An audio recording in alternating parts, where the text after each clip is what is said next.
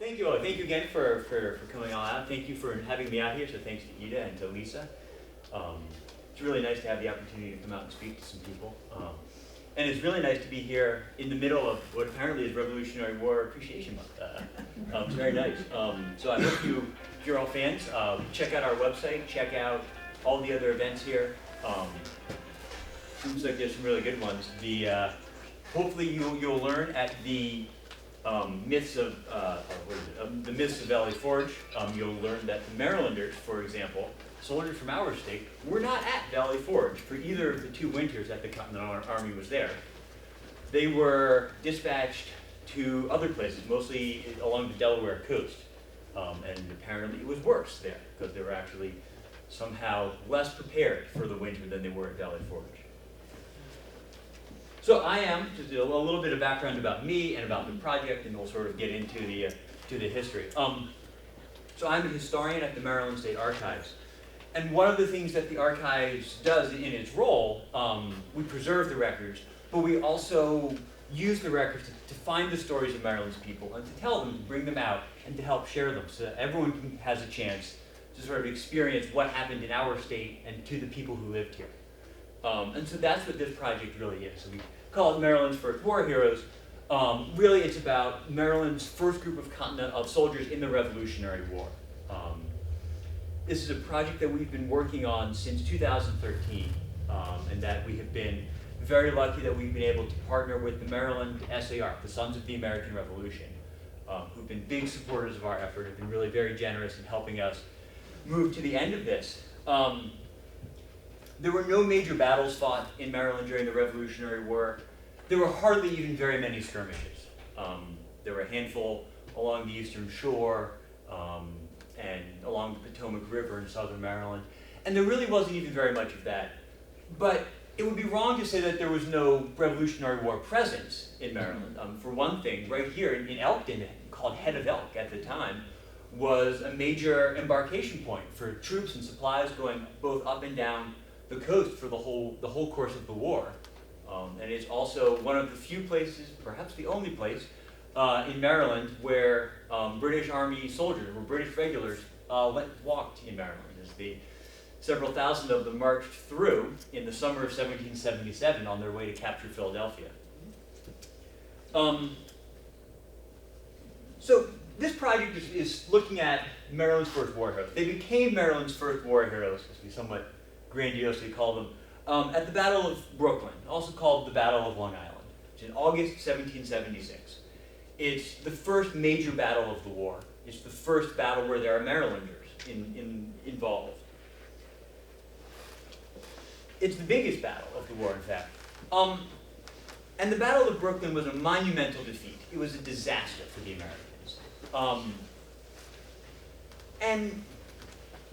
So what happens, we'll talk about some of the specifics. The Continental Army gets itself surrounded. And in 18th century war, the idea is to make your enemy run away or to totally surround them. And in this case, the British do both to the Americans. The army is almost completely destroyed. It's only because a small group of soldiers from Maryland, who we now call the Maryland 400, more or less gets in the way of the British and hold them off for a while and buys some time for the rest of the Americans to escape. It may not have been intentional. They may not have known that that's what they were doing. They certainly made the choice to face down the British, and it certainly had the effect of doing it. The Marylanders took very heavy casualties. In the course of the battle, they lost 256 men, either killed or captured. But it saves the Continental Army at the battle and lets them fight another day. Fighting another day is really the Army's best strategy for most of the war. So the first thing I should tell you about all of this, the first thing, if you remember nothing else from today, is that the name is wrong. There were not 400 soldiers from Maryland. We call them the 400, and it's a really good, catchy term. Only one person has ever asked me if it's the name of a car race, like the Indy 500. And I swear that's true. I'm not making that up for the last line. There were, in fact, many more. There were close to 1,000 soldiers from Maryland at the battle. We don't know quite how many there were, because there are some gaps in the records. just as Maryland was learning how to have an army and how to fight in a war, they were learning how to keep track of their army. The administration, you can watch, right? I work at an archive, so I really geek out on the records. You can watch over the course of the war as the paperwork in the administration gets better and better. It takes them a little while. And the beginning of the war in '76 is such a disaster that they're barely keeping the army afloat, let alone keeping up with the records.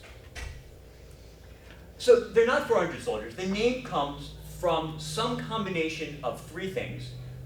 If you look at it the right way and do the math in a particular method, you end up with there being about 400 soldiers involved in this last stand that saves the army.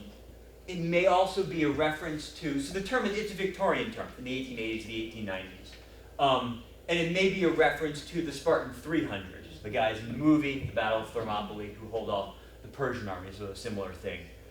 And we know that at the time the term comes into use, that there's a lot of public interest in sort of Greek and Roman ancient history. And the term may also be, and this is my personal, what I'm inclined to believe the most, though it's the less romantic, is that it's a reference to the New York High Society, which was referred to as the 400, or the 400 families that matter, which was sort of the exclusive listing of the who's who. You know, if you're going to invite only the best sort of people to your ball in Park Place, it would be from this list of people called the 400. And there are certainly some people who are using it that way. You know, New York has their 400. Maryland, in Maryland, we have our 400, and it's these soldiers who saved the army, making it possible for their 400 to get rich.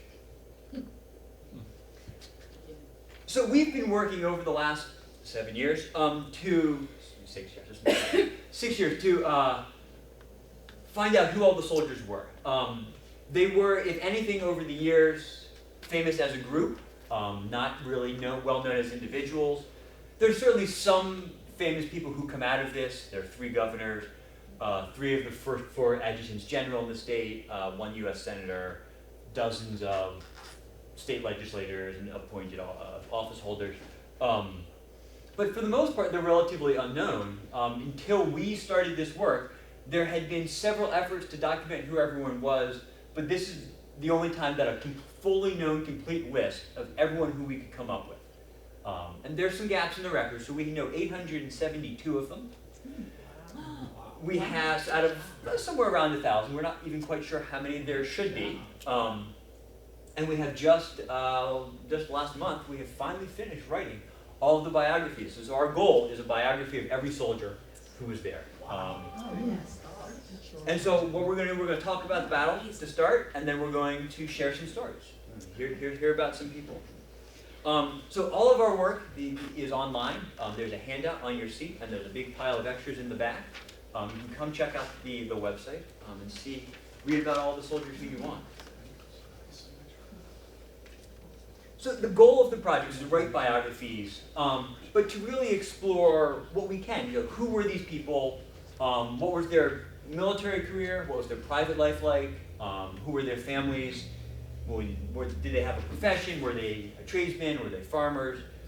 And to see how we can connect them to sort of bigger trends in history. So, what happens to them after the war? The economy in the 1780s and 90s totally collapses. You know, so how do they weather that storm? Do they move west to Kentucky or Ohio looking for land? Things like that.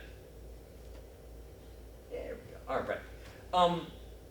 So to start with, we're going to talk about who they were sort of as a group. So here they all are, getting ready to march out to New York in July of 1776. It didn't look a single thing like this.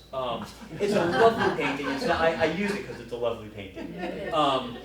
But they weren't wearing those blue uniforms. They didn't have those yet. And so the departure from Annapolis, almost certainly no one was on a horseback, because I'm pretty sure they went by boat up the bay to Head of Elk, where they marched. They met the soldiers who were in Baltimore at Head of Elk, and then marched to Philadelphia and New York. But it's a lovely painting, so it's okay. We'll give them a pass. So if you had been there, pretended that they weren't on horse. So what would you have seen?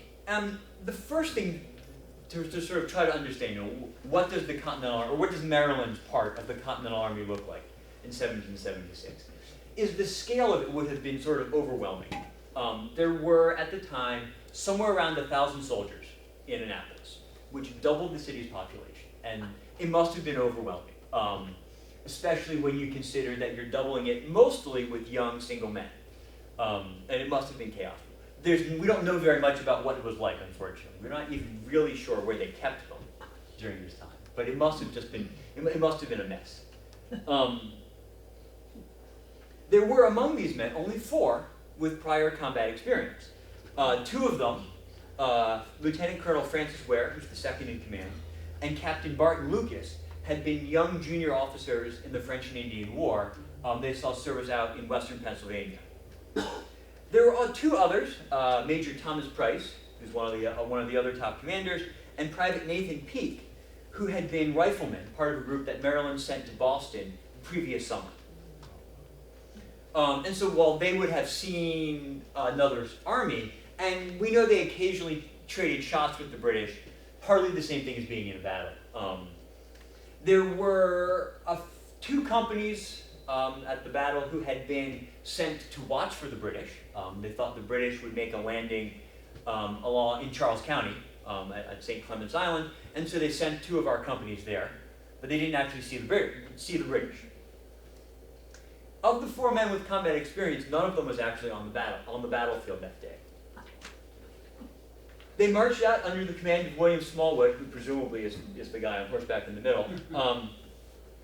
Seen right here in a cheerful Charles Wilson Peel painting. They were all men, of course, this being the 18th century, but it would probably be a mistake to think of the Continental Army and Maryland's troops as being only a group of men. Women traveled with the army, we know, almost the whole time. Maybe not at the very beginning, but certainly by later that fall. Men brought their wives. Later in the war, men even bring their entire families with them. And armies have always attracted plenty of unattached women as well. And these were women who cooked and washed laundry. So the army didn't have a logistics department. They only sort of provided food. They didn't really sell the supplies to the soldiers. There was no PX. And so these were jobs handled by women, and almost exclusively by soldiers' wives. They didn't really want unattached women being around. For some of these people, it was a matter of simple economic necessity. Soldiers got paid very little to begin with. They often didn't get paid at all. And you couldn't afford to support your family without you being there. Who's getting your crops in? What's your family living on if you're running around in Pennsylvania? So the best way to think about it is Josiah Carville Hall, who's a colonel in the Maryland line, explains the problem. A soldier's pay will not enable him to maintain a family at home, which compels him to bring them with the regiment, where they may share his rations, which are little enough for himself. This frequently subjects the brave soldier to punishment by so powerfully interfering with his military duty, and besides greatly encumbers the movement of the army. An experience of these inconveniences prevents the most considerate and the best of our soldiers from re-enlisting. And he writes this in 1779, when the army can't attract recruits and the enlistments are all about to expire. We know only a little bit about who these individual women were. We know that one of them was Margaret Jane Ramsey, wife of Captain Nathaniel Ramsey of the 5th Company, who was himself a man from Cecil County. She was the sister of Charles Wilson Peel, painter of this. We'll hear a little bit more about Ramsey later. She didn't leave with them in the summer of 1776, but she joined them shortly after the Battle of Brooklyn, writing, "She would rather be with the army, whatever might be her suffering, than to be at a distance and so much tormented. For if she was near the army, in case of misfortune, she might possibly be able to help those most dear to her." And she traveled with them for the whole time that her husband was in the army, sort of acting as the unofficial hostess of the Maryland line. The soldiers were all young, which is again not a surprise given that it's an army. And the United States had a relatively young population, so it particularly makes sense. The average age was somewhere around 23 or 24 for the American-born.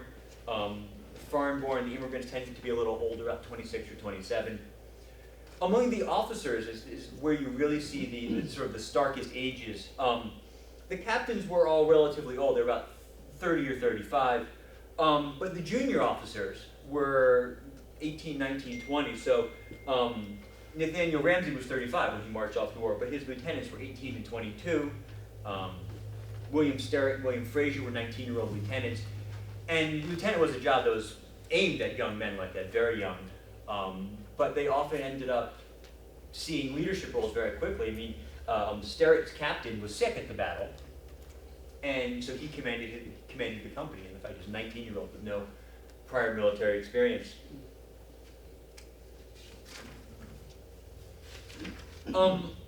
Unless any of the wealthy men in the regiment brought their slaves with them, which is actually a very good possibility. The proper gentlemen from Maryland in the 18th century would not have traveled without a servant to take care of him. This was otherwise an entirely white group of people. Every other infantry regiment that Maryland raises during the American Revolution was integrated. And it's one of the last times where black and white soldiers fight together equally. After this, they more or less marginalize all the African American soldiers. In the Revolution, that they have black soldiers fighting along. But we're pretty sure we have no evidence of any black soldiers in this group. And the reason is fairly simple. Maryland's government, most of white Maryland society, the worst thing they can imagine is black people with guns, let alone slaves with guns. And so they don't want to do it. They don't want them to join the army. And in 1776, the beginning of 1776, that's not a problem. There are enough white people who are willing to volunteer.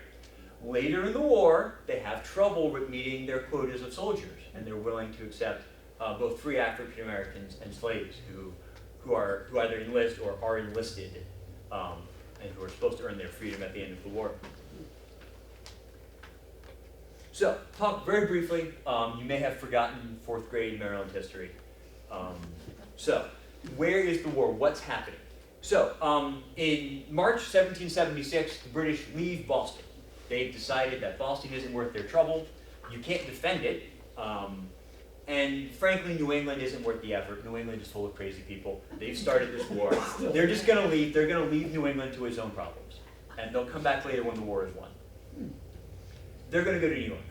New York is a big city. It's much bigger, much more important than Boston was at the time.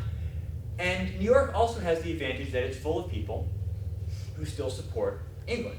In fact, New York and Long Island and the Hudson Valley are some of the most pro-British areas.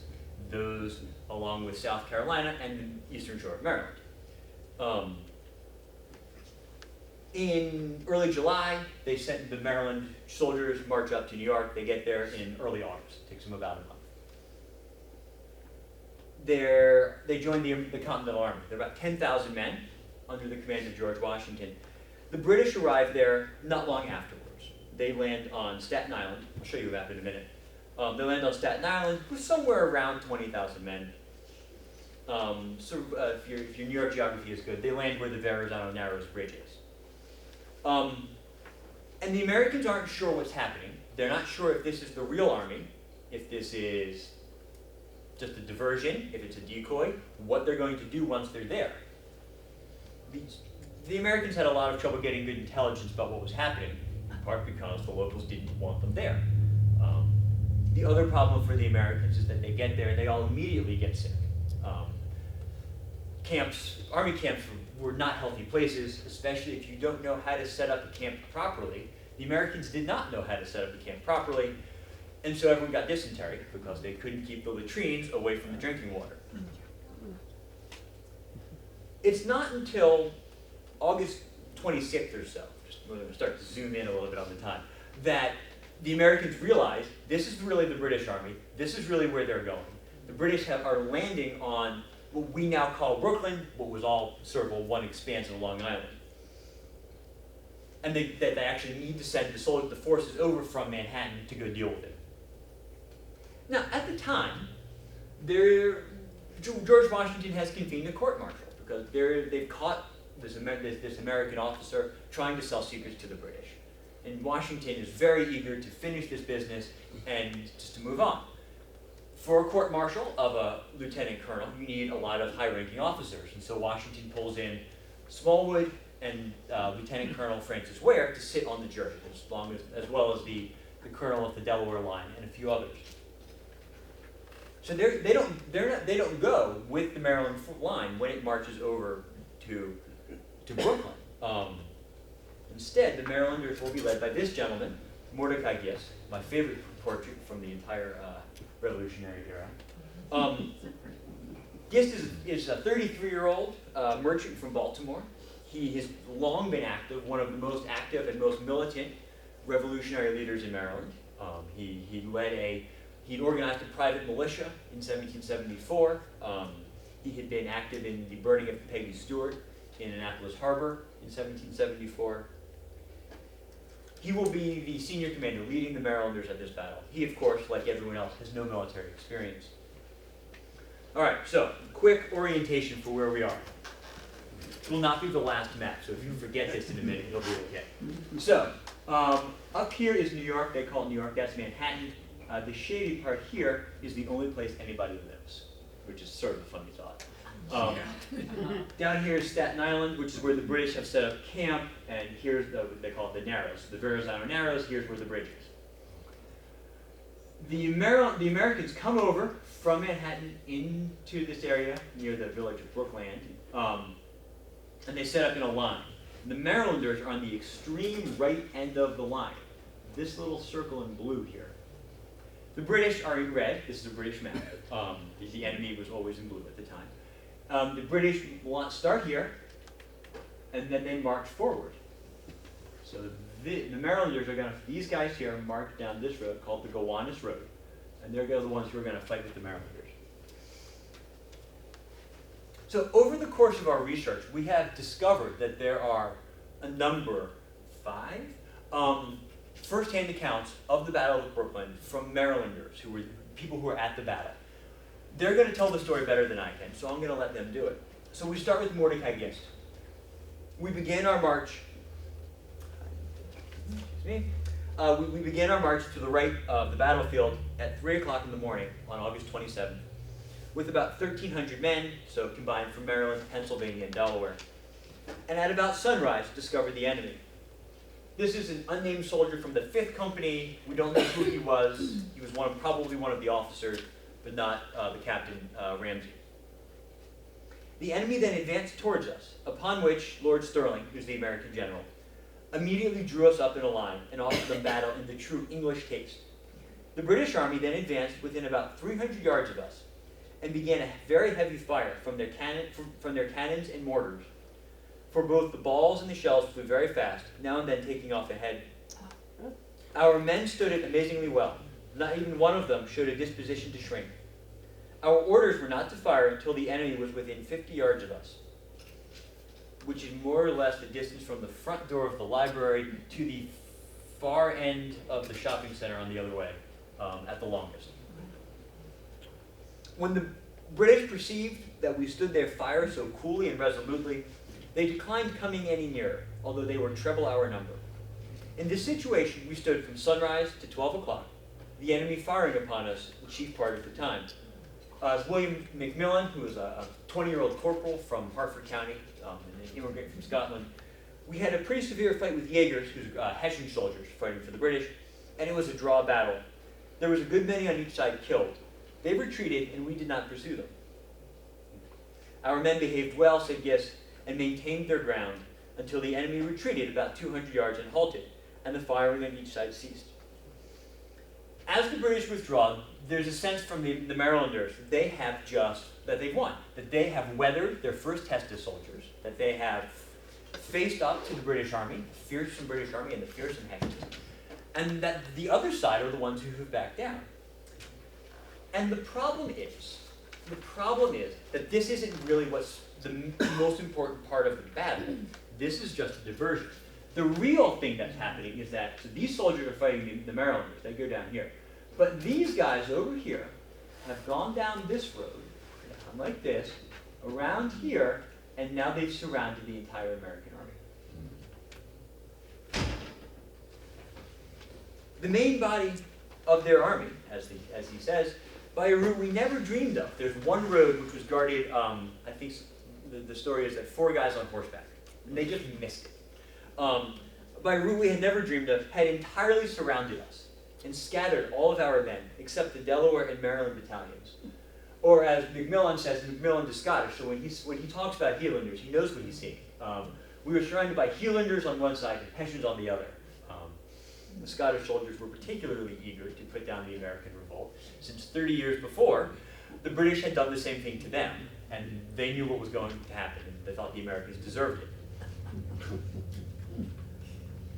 So on the other end of the battlefield, where this is happening, the American army is breaking and running. On the other side, where the Marylanders are, it's a little calmer because there's less action, but they're still being given, they still get the order to retreat because there's no way they're going to win. As Gist says, being thus surrounded with no possibility of reinforcement, his lordship ordered me to retreat with the remaining part of our army and force our way back to our camp.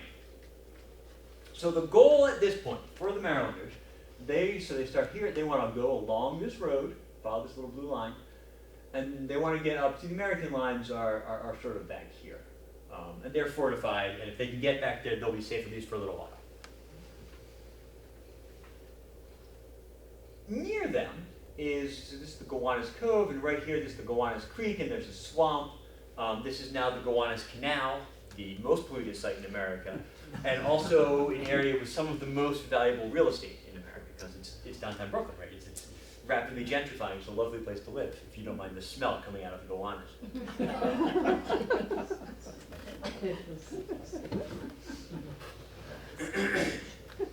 We were ordered to attempt a retreat by fighting our way through the enemy, who nearly filled every field and road between us and our lines. We had not retreated a quarter of a mile before we were fired upon by an advanced part of the enemy, while those upon our rear were playing upon us with our artillery. And so you have to try to imagine, there are somewhere in 25,000 to 30,000 soldiers out here. There are cannons firing, there are muskets firing, and so the amount of smoke that's just sort of settling over the area, and it's August, it's hot, so it must just really sit there. And so you can be walking down the road, and you can't really see what's happening, and then suddenly a group of British soldiers will show up, which is what is happening to them. Our men fought with more than Roman courage, and I am convinced would have stood until we were shot down to a man. We forced the advanced parties of the group of British soldiers who just appeared, which first attacked us, to give way. Eventually, the court-martial has ended, and Smallwood is watching the battle, but he can't really get close enough to see, so he's on the heights above the battlefield watching. There then remained no other prospect but to surrender or attempt to retreat over this marshy creek, which no person had ever been known to cross. We got passage down, says our soldier, down the side of a marsh, seldom before waded over, which we passed, and then swam a narrow river, all the time exposed to the fire of the enemy. Samuel Smith, who at the time was a 24-year-old captain, later go on to be one of the longest-serving U.S. senators of his day. I took my company through a marsh until we were stopped by the dam of a mill, so there's this big mill pond. It was too deep for the men to ford. I and the sergeant swam over and got 2 slabs of wood into the water, on which we ferried over all who could not swim. And so there's stories. We know that some of the Marylanders drowned in the swamp. We know that some of the British prisoners they had apparently taken drowned in the swamp. And we have a story from one of our officers, actually from his son, who relates in a pension application. His father told a story that he had been drowning until somebody pulls him out of the water and sort of hauls him across the swamp. And they're being shot at while this is happening. So here we are, and they've gotten to the swamp. Here's where they're going. Some of them go this way, but some of them are going to have to go this way, and they end up where this X is, where they make their last stand. So Gist is going to explain it. We were then left with only 5 companies of our battalion, so half of them get across the swamp. The other 5 companies, somewhere around, if you want to do the math this way, somewhere around 400 soldiers, when the enemy returned. So another group of soldiers sort of like wanders in through the smoke. After a warm and close engagement of near 10 minutes, our troops became so disordered, we were under the necessity of retreating to a piece of woods on our right. We formed and made a second attack, but being overpowered by numbers and surrounded on all sides by at least, he thought, 20,000 men. Wasn't quite that many. We were pushed back in much confusion, The impracticability of forcing through such a formidable body of troops rendered it the height of rashness and imprudence to risk the lives of our remaining party in a third attempt. And it became necessary for us to endeavor to effect our escape in the best manner we possibly could. You'll sometimes see, if you read about the battle, that there were 4 charges or 6 charges. And there weren't, there were 2. Gist was there. He led the charges, so we'll trust him. But it's still a remarkable thing that they have done, because it's not just that they are there, that they face down the British, but they charge them a couple of times before they pull back. Getting your soldiers organized enough into a line, let alone doing it 3 times, and advancing on the British, is a lot of work. And that's one of the most impressive things about this, is that they are able to get the soldiers reorganized after getting pushed back, and sort of doing it again. Many of those who can't get away, so Gist gets away, and some of the soldiers who are with him get away. Many of them can't, and they end up being captured. So just to see, we know which companies were involved in the last stand, because 2 weeks later, when the army finally gets around to doing to counting who's left and what soldiers are there, some of them lose only a handful of soldiers, but the rest of them have lost enormous numbers. So the 3rd, the 4th, the 6th, the 9th, and the 7th Independent lose between 60 and 80% of their soldiers. The 3rd has about 25 or 30 left. The 4th has it's either 12 or 14. The 7th Independent has 35 left, and they start with 107. I missed that quote. As Macmillan describes what happens next. My brother and I, and 50 or 60 of us, was taken. The Hessians broke the butts of our guns over their cannons and robbed us of everything we had. Lit their pipes with our money, gave us nothing to eat for 5 days, and then only moldy biscuits, blue, moldy, full of bugs and rotten. So the Marylanders lose 256 soldiers, either killed or captured. Another thing, you'll sometimes see 256 killed. We know that's not true. There's no need to exaggerate. The toll is really high. You consider it's 25% of the soldiers who are there, more or less. Most of the people who are captured, or many of those who are captured, are returned in prisoner exchanges at the end of the year, in late 76, early 77. But we also know that the conditions in British prisons and on British prison ships in and around New York, the conditions were terrible. There was poor food, there were poor conditions, many people died.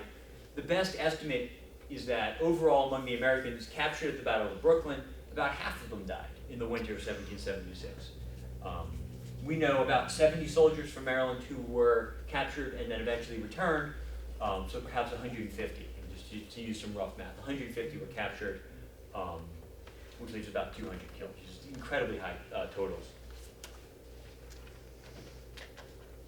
So we're not done yet, of course, because the British are still right there. The Americans are back behind their fortified lines. So the next day, August 28th, so the British, after the Americans have retreated back to their lines, the British pause. The next day, they hold off on August 28th because there's a terrible rainstorm, because the British are slightly overextended, that they pushed so far. And the British were also fairly hesitant right now at this time. And sort of for much of the war, they're haunted by the memories of the Battle of Bunker Hill in the spring of 75, where the British just kept going. They march up the hill at the Americans, and they take enormous casualties, which they had not expected. And it sort of haunts the British Army for much of the war. And it leads them to be very cautious with their soldiers to not take heavy casualties when you're so big and you can just push the Americans around. Late on the night of the 28th and into the morning of the 29th, the Americans slip out across the river back to Manhattan. The idea is to get out under cover of darkness, and they mostly do. Samuel Smith says his company was the last company back over from Brooklyn, which may or may not be true. As they're crossing, it's taken so long that the sun is starting to come up. But as the sun comes up, there they are, sitting ducks for the British Navy, the biggest naval group that's been assembled, let me see if I get this right, between the Spanish Armada and D-Day. is sitting outside in the Hudson River outside Manhattan. And as the sun comes up, the Americans are in these little rowboats going across the river, this impenetrable fog has settled, and you can't see anything. Right? It seems like it should be from a movie. Right? It is from a movie. This is Dunkirk, except they all get away because the fog is heavier. It's remarkable. It only staves disaster off for a little while because with the Americans spend the rest of August, September, and October gradually getting pushed out of New York. And by the middle of November, they are out of off the island of Manhattan and on the run through New Jersey. Spend most of the year at that point on the run through New Jersey. So I'm going to take a little time now. We're going to talk about some of the soldiers from Maryland, some of the men from Cecil County who were there. There are 872 soldiers, so there's plenty of people to talk about. So I'd like to, whenever I can, talk about who's there from where I am.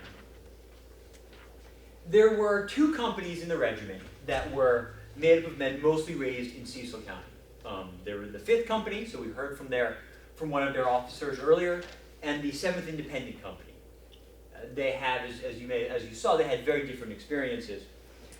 The 5th Company, commanded by Captain Nathaniel Ramsey, who was a prominent lawyer with a practice in Cecil County, as well as also spent a lot of time in Baltimore, where he was one of the city's sort of more aggressive and militant leaders.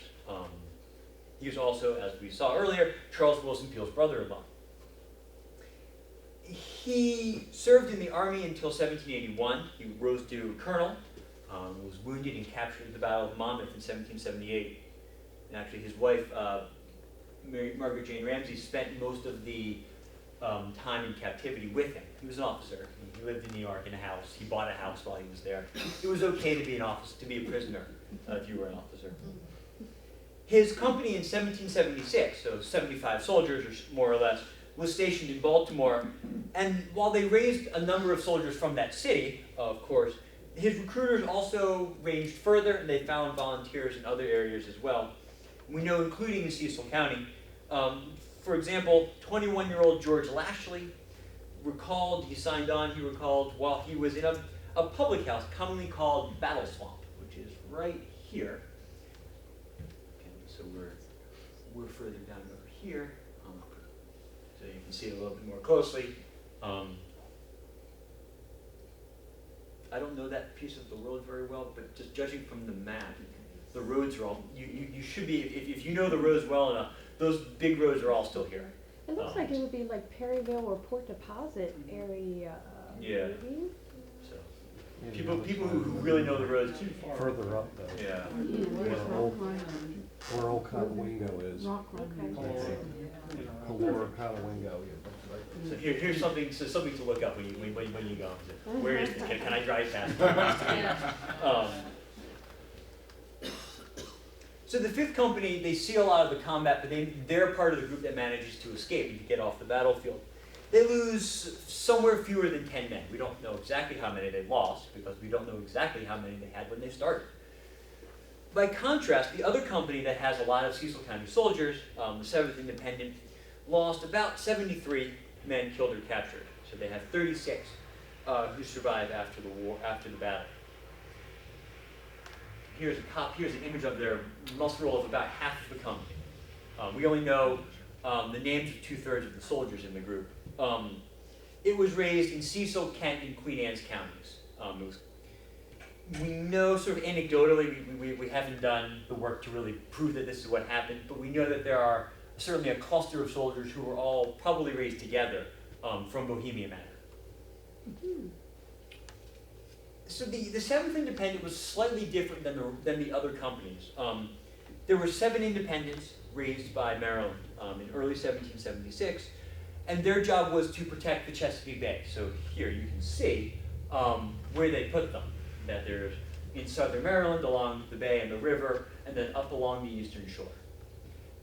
The idea was that they were regulars, so these are full-time professional soldiers, but they're supposed to serve in Maryland and guard the shore, rather than just relying on the county militia, which is part-time, emergency defense. It's not really supposed to be seeing a lot of heavy service. But pretty early on, by the summer of '76, it's clear that they need more soldiers up in New York. And so Maryland dispatches the independent companies to fight with the Continental Army. And 6 out of 7 of them eventually make it up there. The third, which is from Worcester and Somerset, never really formed. They have some troubles. Their captain is drinking most of their supply money.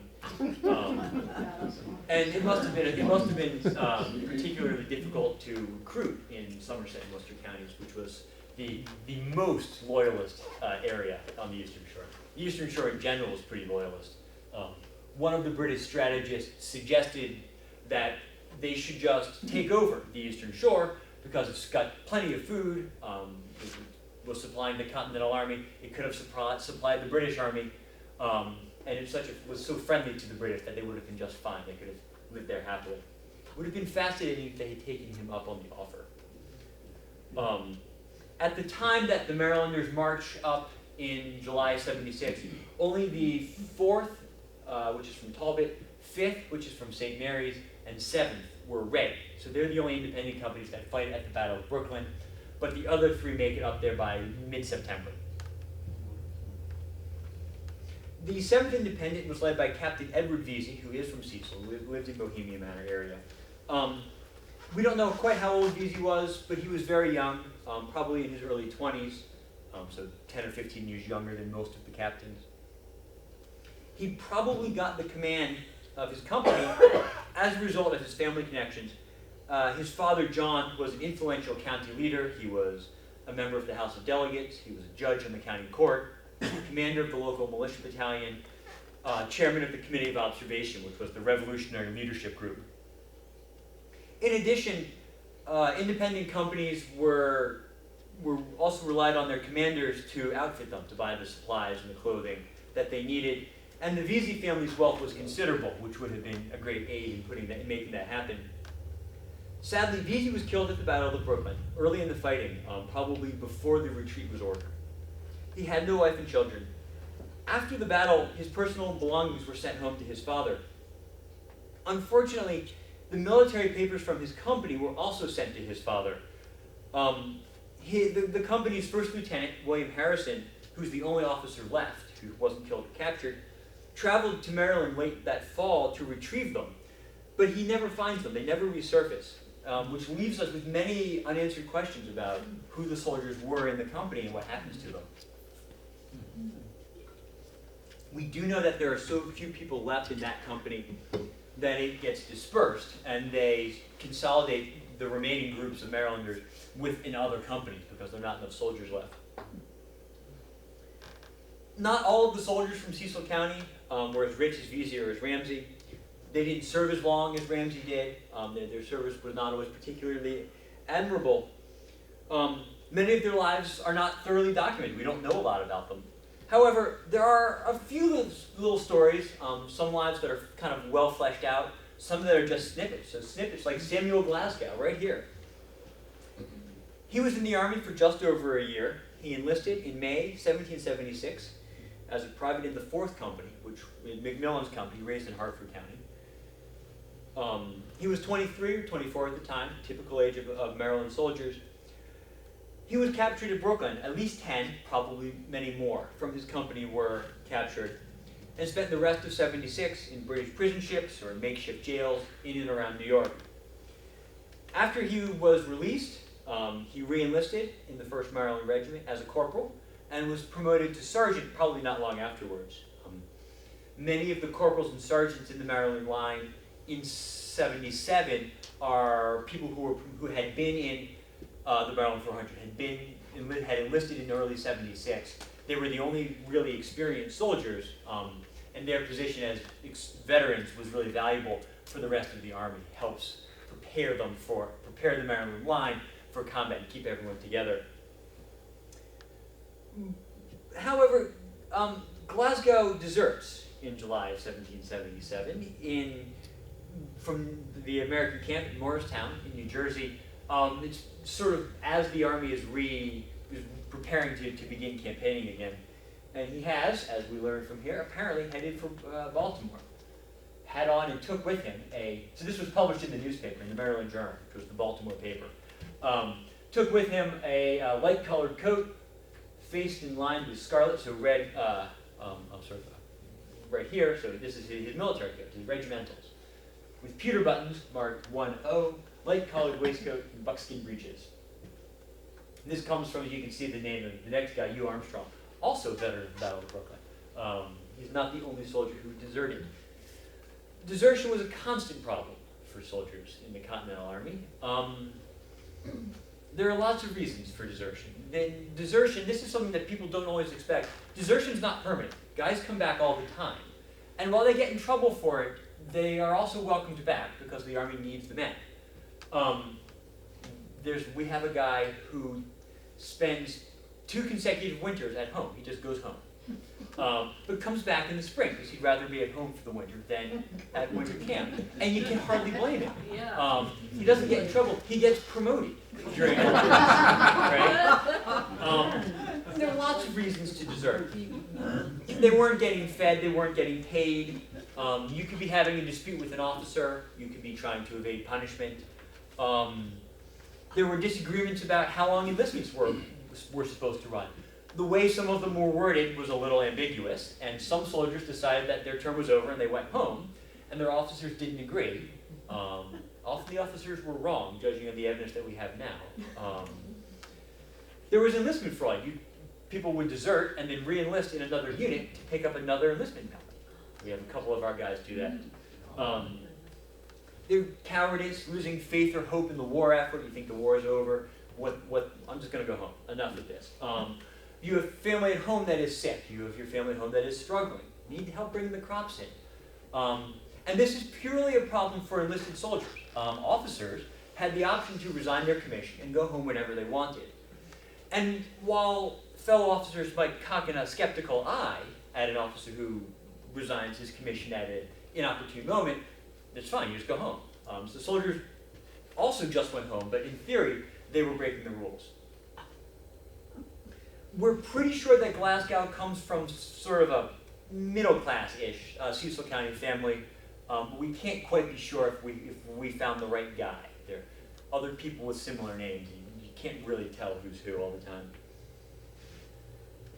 On the other hand, Hezekiah Ford, we know a good deal more about. He's a very different sort of life. Ford was a sergeant in the 7th Independent. He was 24 years old, and in case you're keeping track, he was 5'10". He's up here on the top of the muster roll. He probably wrote the muster roll. He was a sergeant, and one of the sergeant's jobs was doing all the paperwork, all this sort of administrative work. At least at the outset of the war, being able to read and write was the main job qualification for a sergeant. Many people couldn't, and if you could read and write at least well enough, that was enough. That was all it took. Captain Vesey was at his side, as he later said, when he was killed, but Ford himself survived the Battle of Brooklyn, survived all of 1776. When his enlistment expired at the end of the year, he re-enlisted in the 2nd Maryland Regiment, which was made up of all the independent companies were consolidated at the end of the year to a new regiment. He enlisted as a sergeant, but by that fall, he was promoted to ensign, which was a commissioned officer's position. So it was a very big step up. He fought through the rest of the war. At the Battle of Camden in South Carolina in 1780, he was at that battle. Camden was a disastrous defeat for the Americans. They lost. The Marylanders alone lost about 600 soldiers, a third of their army. In the fighting at Camden, as described by one of his obituaries, Ford was attacked hand-to-hand by a stout, athletic Englishman. Others were advancing on the Continentals. In the scuffle, Ford threw the British soldier to the ground, the enemy taking hold of Ford's hair.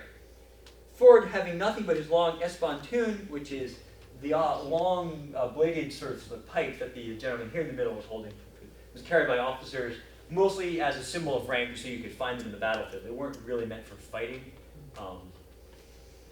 Having nothing but his long espontoon, he shortened the handle and pinned the British soldier to the sand.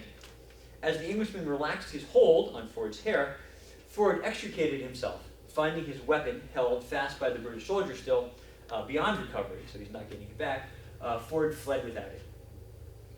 He survived the battle and the rest of the Southern campaign. He left the army in 1783 at the war's end as a brevet captain. After the war, Ford took an active role in Cecil County. He married a woman named Sarah Lawrenson in 1785. They had at least 3 children that we know of: Hezekiah Jr., Richard, and Josiah.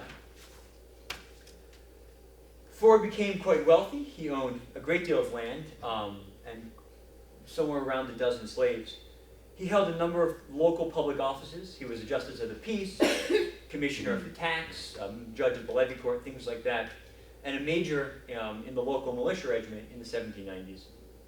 He was also a leader in the county's Republican Party, an active organizer, and he led the committee that formally welcomed the Marquis de Lafayette to Cecil County during his tour in the fall of 1824. Ford lived here until he died at the age of 81 in the early part of 1833.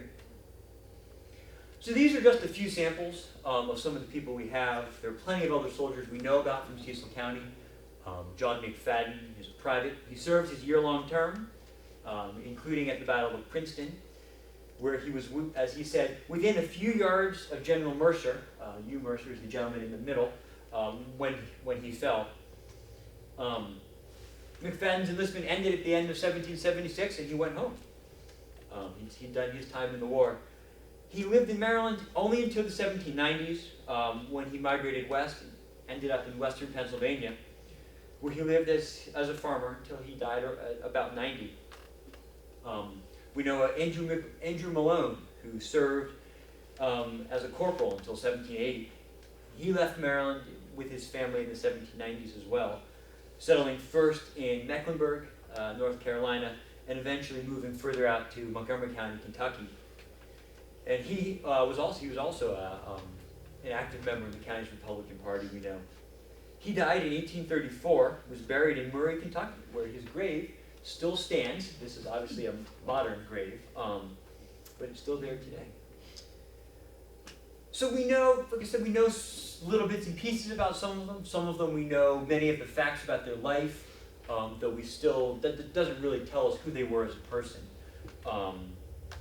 And you know, for about 2/3 of our soldiers, we know no more than their military service record. For close to half of them, we only know that they enlisted in early 1776. We can't find anything more about them than that. But there's plenty more to see, so look on our website. Definitely check it out. I'd love to answer questions either here, today, send me an email, things like that. But thank you all very much for coming out today.